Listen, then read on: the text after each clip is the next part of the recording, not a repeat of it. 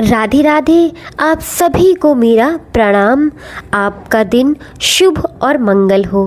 तो आइए, आपका स्वागत है आपके अपने चैनल व्रत कथा में। तो आज की वीडियो में हम कार्तिक मास के 16वें अध्याय को बड़े ही प्रेम पूर्वक श्रवण करेंगे। सुनो लगाकर मन सभी, संकट सब मिट जाए, कार्तिक महत्स्य को कलम पढ़ो 16वां अध्याय। राजा पृथु ने कहा, हे नारद जी, ये तो आपने भगवान शिव की बड़ी विचित्र ही कथा सुनाई है। आप कृपया करके आप मुझे बताइए कि उस समय राहु उस पुरुष से छूटकर कहाँ गया। नारद जी बोले, उससे छूटने पर वह दूत बर्बर नाम से विख्यात हो गया और अपना नया जन्म पाकर वह धीरे धीरे जलंधर के पास गया। वहां जाकर उसने शंकर की सभी चेष्टा कही। ये सुनकर दैत्यराज ने सब दैत्यों को सेना द्वारा आज्ञा दी। कालनेमी और शुंभ निशुंभ आदि सभी महाबली दैत्यों को तैयार होने के लिए कहा। एक से एक महाबली दैत्य करोड़ों करोड़ों की संख्या में निकले युद्ध के लिए जुट पड़े। महाप्रतापी सिंधु पुत्र शिवजी से युद्ध करने के लिए निकल पड़ा। आकाश में मेघ छा गए और बहुत अपशकुन होने लगे। शुक्राचार्य और कटे सर वाला राहु सामने आ गए। उसी समय जलंधर का मुकुट खिसक कर गया, परंतु वह नहीं रुका। उधर इंद्रदिक सब देवता ने कैलाश पर शिवजी के पास पहुंचकर सब वृतांत सुनाया और यह भी कहा कि आपने जलंधर से युद्ध करने के लिए भगवान विष्णु को भेजा था। वह उसके वशीवत हो गए और विष्णु जी ने लक्ष्मी सहित जलंधर के अधीन हो उनके घर में निवास करते हैं। अब देवताओं का भी वही रहना पड़ता है। अब वह बलि सागर पुत्र आपसे युद्ध करने आ रहा है, अतएव आप उसे मारकर हम सभी की रक्षा कीजिए। यह सुनकर शंकर जी विष्णु जी को बुलाकर पूछा, हे ऋषिकेश, युद्ध में आपने जलंधर का संहार क्यों नहीं किया और वैकुंठ छोड़ आप उसके घर में कैसे चली गए। यह सुनकर विष्णु जी ने हाथ जोड़कर बड़ी नम्रता पूर्वक शंकर भगवान से कहा, उसे आपका आशी और लक्ष्मी जी का भ्राता होने के कारण मैंने नहीं मारा। यह बड़ा वीर और देवताओं से अजय है। इसी पर मुग्ध होकर मैं उसके घर में निवास करने लगा हूँ। विष्णु जी के इन वचनों को सुनकर शंकर जी हंस पड़े। उन्होंने कहा कि विष्णु, आप यह क्या कहते हैं? मैं उस दैत्य जलंधर की अवश्य मारूंगा। अब आप सभी देवता जलंधर को मेरे द्वारा ही मारा गया जान अपने स्थान को जाइए। जब शंकर जी ने ऐसा कहा तो सब देवता संदेह रहित होकर अपने स्थान पर चले गए। इसी समय पराक्रमी जलंधर अपनी विशाल सेना के साथ पर्वत के समीप आ कैलाश को घोर सिंहनाद करने लगा। दैत्यों ने नाद और कोलाहल सुनकर शिव जी के नंदी आदि गणों को उससे युद्ध करने की आज्ञा प्रदान की। कैलाश के समीप भीषण युद्ध होने लगा। दैत्य अनेक प्रकार के अस्त्र शस्त्र बरसाने लगे। भेरी, मृदा, शंख और वीरों तथा हाथी, घोड़ों और रथों के शब्दों से शब्दित हो पृथ्वी कांपने लगी। युद्ध में कटकर मरे हुए हाथी, घोड़े और पैदल का पहाड़ लग गया। रक्त मांस का कीचड़ उत्पन्न हो गया। दैत्यों के आचार्य शुक्राचार्य जी अपनी मृत संजीवनी विद्या से सब दैत्यों को जिलाने लगे। यह देखकर शिवजी के गण व्याकुल हो गए और उनके पास जाकर सारा वृत्तांत सुनाया। उसे सुनकर भगवान रुद्र के क्रोध की कोई सीमा न रही। फिर तो उस समय उनके मुख से एक बड़ी भयंकर कृत्या उत्पन्न हुई, जिसकी दोनों जंघाएं तल वृक्ष के समान थीं। वह युद्ध भूमि में जा सब असुरों का चर्वण करने लग गई और फिर वह शुक्राचार्य के समीप पहुंची और शीघ्र ही अपनी योनि में गुप्त कर लिया। फिर स्वयं भी अंतर्ध्यान हो गई। शुक्राचार्य के गुप्त हो जाने से दैत्यों का मुख मलिन पड़ गया और वे युद्ध भूमि छोड़कर इस पर शंभु निशुंभ और कालनेमी आदि सेनापति ने अपने भागते हुए वीरों को रोका। शिव जी के नंदी आदि गणों ने भी, जिसमें गणेश और स्वामी कार्तिकेय जी भी थे, दैत्यों से भीषण युद्ध करना आरंभ कर दिया। प्रिय मित्रों, तो यहाँ पर हमारा कार्तिक महत्स्य 16वां अध्याय का समापन हुआ। आइए प्रिय दोस्तों, अब आपको सुनाते हैं कार्तिक महत्स्य में दीपदान और कार्तिक स्नान करने की कितना फल पुण्य है। आइए कार्तिक मास की यह मार्मिक कथा जो पुण्यों की शक्ति को बढ़ाता है सुनते हैं। बहुत समय पहले की बात है, एक राज्य में जयध्वज नाम का एक अत्यंत प्रतापी और धर्मनिष्ठ राजा राज्य करता था। वह केवल शासन ही नहीं करता था, बल्कि धर्म कर्म भी उसकी गहरी आस्था थी। राजा का सबसे प्रिय कार्य था प्रतिदिन प्रातःकाल भगवान विष्णु के मंदिर जाना। वहां जाकर राजा किसी सेवक पर निर्भर नहीं रहता था। वह स्वयं अपने हाथों से मंदिर के प्रांगण को साफ करता, झाड़ू लगाता और पूजा अर्चना के बाद संध्या के समय घी का दीपक प्रज्वलित करता। राजा का मानना था कि भगवान की सेवा करने में कोई छोटा या बड़ा कार्य नहीं होता। वह इन कार्यों को अपनी साधना का एक हिस्सा मानता था।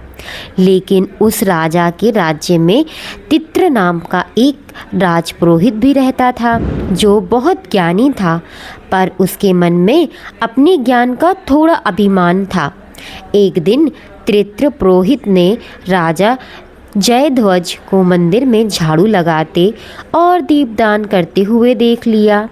उसे यह देखकर बड़ा आश्चर्य हुआ और मन ही मन विचार किया, अरे इतना प्रतापी राजा जिसके पास हजारों सेवक हैं, वह स्वयं एक छोटा और तुच्छ कार्य क्यों कर रहा है। राजा का कार्य राजकाज का देखना है, ना कि मंदिरों में झाड़ू लगाना। पुरोहित ने राजा के पास जाकर अत्यंत विनम्रता से कहा, महाराज, आप तो साक्षात धर्म के प्रतीक हैं। आपकी सेवा में तो अनेक सेवक तत्पर रहते हैं। यह सामान्य सा कार्य आप स्वयं क्यों करते हैं? यह कार्य किसी भी सेवक को सौंप दीजिए। राजा जयध्वज ने मुस्कुराते हुए कहा, पुरोहित जी, आप ज्ञानी हैं, पर शायद आप सेवा के आनंद और महत्व से अभिज्ञ हैं। भगवान के मंदिर में झाड़ू लगाना मेरे लिए केवल एक कार्य नहीं, यह मेरी आत्मा का पोषण है। कार्तिक मास चल रहा है और इस मास में भगवान की सेवा एक कण भी अनंत गुना फल देता है। दीपदान तो अकाल मृत्यु का भय भी मिटा जाता है। यह सेवा मेरे राजपाट को भी बढ़ाता है। पुरोहित तित्र को राजा की बात समझ नहीं आई, पर उसके तर्क करना उचित नहीं समझा और वह वहाँ से चला गया। अब कथा कुछ वर्ष पीछे जाती है। एक दूसरे राज्य में, इसी राज्य से कुछ दूरी, एक छोटा सा नगर था, जहाँ धर्मदत्त नाम का एक गरीब व्यक्ति था। धर्मदत्त दिन भर मजदूरी करके किसी तरह अपना और अपने परिवार का पेट भरता था। गरीब और अभाव के बावजूद वह स्वभाव से बहुत दयालु और धार्मिक था। उसे कार्तिक मास का विशेष ज्ञान था। वह जानता था कि इस पवित्र महीने में भगवान विष्णु की पूजा और तुलसी सेवा का कितना अधिक महत्व है। लेकिन उसकी गरीबी ऐसी थी कि वह महंगे अनुष्ठान या दान पुण्य नहीं कर सकता था। धर्मदत्त की पत्नी का नाम चंद्रा था। वह भी पति के समान ही आस्थावान थी।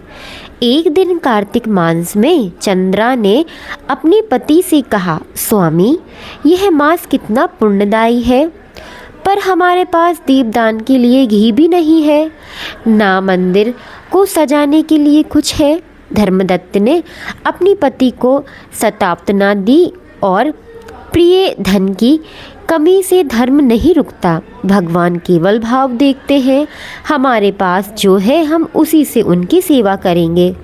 उस दिन धर्मदत्त और चंद्रा ने संकल्प लिया। उन्होंने मंदिर में कोई बड़ा दान करने की बजाय 3 छोटी सेवाएं करने का निश्चय किया। पहला, मंदिर सेवा। धर्मदत्त रोज रात के अंधेरे में जब सब लोग सो जाते थे, शहर के मुख्य विष्णु मंदिर जाता। वहां अपने फटे हुए वस्त्र के एक टुकड़े से पूरे मंदिर के फर्श को धीरे धीरे पोंछता, ताकि एक भी धूल का कण ना रह जाए। वह झाड़ू लगाने में समर्थ नहीं रखता था, इसलिए हाथों से ही सफाई करता। दूसरी, तुलसी सेवा। चंद्रा ने घर के आंगन में लगी अपनी एकमात्र तुलसी माता की सेवा को अपनी साधना बना लिया। वह रोज सुबह ब्रह्म मुहूर्त में उठती, स्नान करती और तुलसी जी को जल अर्पित कर उनकी परिक्रमा करती। उनके पास सिंदूर और रोली भी करती। वह अत्यंत प्रेम से तुलसी जी के पौधे को देखती, मन ही मन भगवान विष्णु का ध्यान करती। तीसरा था दीपदान। दीपदान के लिए घी नहीं था, तो धर्मदत्त ने एक साहूकार से थोड़ा सा तेल उधार लिया। वह उस तेल की एक छोटी सी बूंद और एक रुई की बाती से रोज रात को मंदिर के मुख्य द्वार पर एक छोटा सा दीपक जलाती थी। उसका यह दीपक बहुत देर तक जलता था, पर वह उसे पूरी श्रद्धा से प्रज्वलित करती थी। एक रात जब धर्मदत्त मंदिर में अपना फटा वस्त्र लेकर सफाई कर रहा था और उसके कोने में मुश्किल से जलता एक छोटा सा तेल का दीपक रखा, तभी नगर के कुछ ग्राम राक्षस यानी पहरेदार जो होते हैं, उनकी नज़र उस पर पड़ी। अंधेरे में फटे हाल कपड़े पहने एक आदमी को मंदिर में देखकर रक्षकों को लगा कि मंदिर में कोई चोर डाकू है जो चोरी करने आया है। उन्होंने कुछ सोचे समझे बिना ही धर्मदत्त को पकड़ लिया और लाठियों से उस पर प्रहार करना शुरू कर दिया। धर्मदत्त चिल्लाया, मैं चोर नहीं हूँ, मैं तो बस भगवान की सेवा कर रहा हूँ। यह कार्तिक मास है, मैंने कोई पाप नहीं किया। लेकिन रक्षकों ने उसकी एक न सुनी। वे तब उसे पीटते रहे तब तक कि धर्मदत्त के प्राण पखेरु नहीं उड़ गए। धर्मदत्त की मृत्यु उसी छोटे से दीप के पास हुई जिसे उसने बड़ी मुश्किल से जलाया था। जैसे ही धर्मदत्त ने अंतिम श्वास ली, एक अविश्वसनीय घटना घटी। आकाश से एक दिव्य विमान उतरा। उससे भगवान विष्णु के दूत विराजमान थे। वे दूत धर्मदत्त की निष्प्राण देह के पास आए और बोले, हे भक्त, तुमने इस कार्तिक मास में अत्यंत निर्मल भाव से हमारी सेवा की है। तुम्हारे एक एक कार्य में प्रेम और समर्पण भरा था।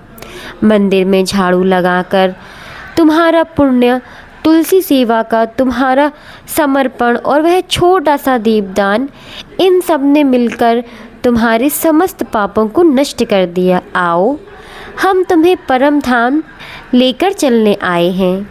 दूतों ने धर्मदत्त की आत्मा को अत्यंत सम्मानपूर्वक उस दिव्य विमान पर बिठाया और विमान वैकुंठ की ओर चल दिया। जब वे स्वर्ग के मार्ग से गुजर रहे थे, तो धर्मदत्त ने एक क्षण के लिए नीचे पृथ्वी की ओर देखा। उसने देखा कि ग्राम रक्षकों को अपनी भूल का एहसास हो चुका था और वे पश्चाताप कर रहे थे। उसने अपनी पत्नी चंद्रा को भी देखा, जो पति की मृत्यु के शोक में डूबी हुई थी, पर फिर भी तुलसी माता की सेवा में लगी हुई थी। परम धाम पहुंचकर धर्मदत्त को वह स्थान प्राप्त हुआ जो बड़े बड़े राजाओं और योगियों को भी मिलना दुर्लभ है। अब कथा फिर से राजा जयध्वज के पास आती है। राजा जयध्वज अत्यंत प्रतापी थे, लेकिन उनकी कोई संतान नहीं थी। राजा और रानी दोनों बहुत दुखी रहते थे। एक रात राजा ने एक सपना देखा जिसमें भगवान विष्णु ने उन्हें दर्शन दिए और कहा, राजन, तुम बहुत धार्मिक हो, अब पर तुम्हें पुण्य में अभी कुछ कमी है। तुम अपने राजपुरोहित तित्र से मिलना, वह तुम्हें एक उपाय बताएगा। अगले दिन राजा ने पुरोहित तित्र को बुलाया और उन्हें अपना सपना सुनाया। पुरोहित तित्र ने राजा को ध्यानपूर्वक सुना और फिर अचानक उनके मन में एक बात आई। उन्होंने कहा, महाराज, मैं आपको एक कथा सुनाता हूँ। पुरोहित ने फिर राजा को अपने पूर्व जन्म की कथा बताई। राजन, मेरा पूर्व जन्म धर्मदत्त के नाम से हुआ था। मैं बहुत गरीब था पर कार्तिक मास के महत्व को जानता था।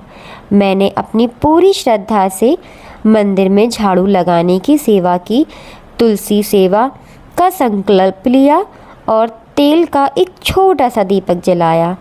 मेरी मृत्यु ग्राम राक्षसों के हाथों हुई, पर मेरे उस निष्काम सेवा के पुण्य ने मुझे सीधे वैकुंठ धाम को पहुंचा दिया। कई कल्पों तक मैंने स्वर्ग में सुख भोगा। उस दीपदान और सेवा के पुण्य के फलस्वरूप ही मैंने इस ज्ञानी ब्राह्मण तित्र के रूप में जन्म लिया है। परंतु राजन, पुरोहित के आगे कहा, आपके और मेरे पुण्य में एक छोटा सा अंतर है। आप मंदिर में सेवा करते हुए स्वयं राजा मानते हैं, जबकि मैंने स्वयं को केवल सेवक माना था। आप यह कार्य कर्तव्य मानकर करते हैं और मैंने इसे प्रेम मानकर किया था। मेरे छोटे से दीपदान और झाड़ू ने मुझे मुक्ति दिलाई। आपके पास सब कुछ है, पर आपका पुण्य अभी अपूर्ण है। पुरोहित ने राजा से कहा, महाराज, आप निसंतान हैं क्योंकि आपके पुण्य में प्रेम और निस्वार्थ भाव की थोड़ी कमी है।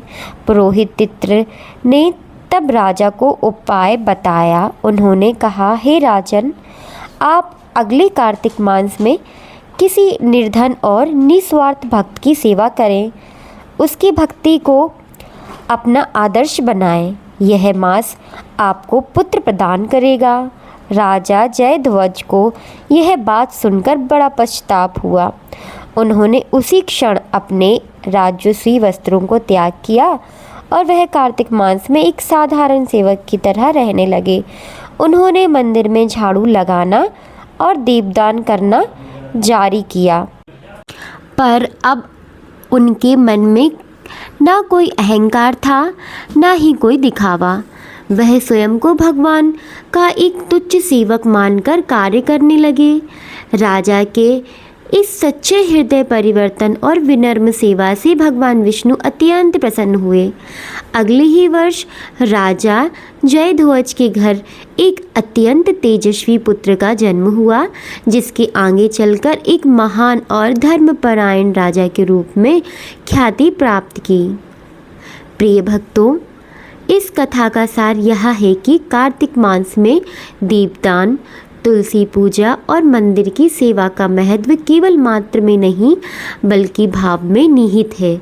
चाहे आपके पास घी का छोटा दीपक हो या तेल की एक बूंद, या मंदिर में झाड़ू लगाने के लिए एक फटा हुआ वस्त्र ही क्यों ना हो, यदि वह सेवा निस्वार्थ प्रेम, समर्पण और सच्ची श्रद्धा से की जाती है तो वह सबसे बड़ा पुण्य बन जाता है, जो न केवल सांसारिक सुख देती है बल्कि अकाल मृत्यु के भय को भी मिटाकर अंततः मोक्ष प्रदान करती है।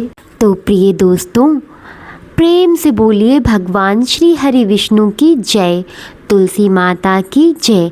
अगर आपको ये कथा अच्छी लगी हो और आपको इससे प्रेरणा मिली हो तो मेरे चैनल को ज़रूर ही सब्सक्राइब करें और लाइक करें और कमेंट में जय श्री हरि विष्णु बिल्कुल लिखना ना भूलें, जय तुलसी माँ लिखें। इसी के साथ हम प्रिय भक्तों, अब तुलसी महारानी के भजन के साथ हम इस वीडियो का समापन करेंगे। तो आइए तुलसी माता जी का भजन श्रवण करें और गायन करें। तुलसा महारानी महापतरानी नमो नमो तुलसी महारानी महापतरानी नमो नमो हर की पटरानी नमो नमो कौन से महीने में बोई रानी तुलसा तो कौन महीने हुई है हरियाली बनी है पट रानी नमो नमो असड़ा महीने में बोई रानी तुलसा असड़ा महीने में बोई रानी तुलसा तो सावन मास हुई है हरियाली बनी है पटरानी नमो नमो कौन से महीने में हुई तेरी पूजा कौन महीने में हुई तेरी पूजा कौन से महीने हुई हो पटरानी हुई हो पटरानी नमो नमो कार्तिक के महीने में हुई मेरी पूजा कार्तिक महीने में हुई मेरी पूजा तो माघ सिर से हुई हूँ पटरानी हुई हूँ पटरानी नमो नमो धूप दीप नैवेद्य आरती धूप दीप नैवेद्य आरती पुष्पनि की बरसा बरसानी बरसा बरसानी नमो नमो छप्पन भोग 36 व्यंजन छप्पन भोग 36 व्यंजन बिन तुलसा हर एक न माने ना एक न माने नमो नमो जो कोई तुलसा को सवेरे गाए तो श्री कृष्ण के दर्शन पावे रानी तो कोई तुलसा को सवेरे गाए तो श्री कृष्ण के दर्शन पाए जो कोई तुलसा को दोपहर को गाए तो खीर खंड के भोग लगाए प्यारे भोग लगाए नमो नमो तुलसा महारानी महापट रानी नमो नमः जो तुलसा को माई सांझ गावे जो तुलसा को सांझ सवे गावे तो श्री कृष्ण की आरती उतारे प्यारे श्री कृष्ण की आरती उतारे जो कोई तुलसा को आधी रात गावे जो कोई तुलसा को आधी रात गावे तो श्री कृष्ण के चरण दबाए प्यारे श्री कृष्ण के चरण दबाए प्यारे नमो नमः तुलसा महारानी महापतरानी नमो नमो। तो प्रिय भक्त, ये था श्री तुलसी जी का भजन। मुझे आशा है कि आपको भी इस भजन को सुनने में बहुत ही आनंद प्राप्त हुआ होगा। आपको इस भजन का कौन सा अंश सबसे ज़्यादा आपको पसंद आया? अपने विचारों और अपने सुझावों को कमेंट बॉक्स में लिखकर मेरे साथ ज़रूर साझा करें। मुझे आपके कमेंट्स पढ़ने प्रेरणा मिलेगी कि मैं और किस तरह की वीडियो आपके लिए प्रस्तुत कर सकती हूँ। सब्सक्राइब करने के लिए, अगर आपको यह प्रस्तुति अच्छी लगी हो तो और आप भी भक्ति संगीत में रुचि रखते हैं तो मेरे चैनल को सब्सक्राइब करना बिल्कुल ना भूलें। देखिए, भक्ति का यह सफ़र यूं ही चलता रहेगा और आप अगर सब्सक्राइब करेंगे तो अगली बार जब भी मैं कोई नया कथा या भजन प्रस्तुति लेकर आऊँगी तो आप यहाँ तक सबसे पहले पहुँचेंगे। इसी विश्वास के साथ आप सब्सक्राइब बटन को दबाएं और बेल आइकन को भी दबाएं ताकि आप एक और कथा को सुन सकें।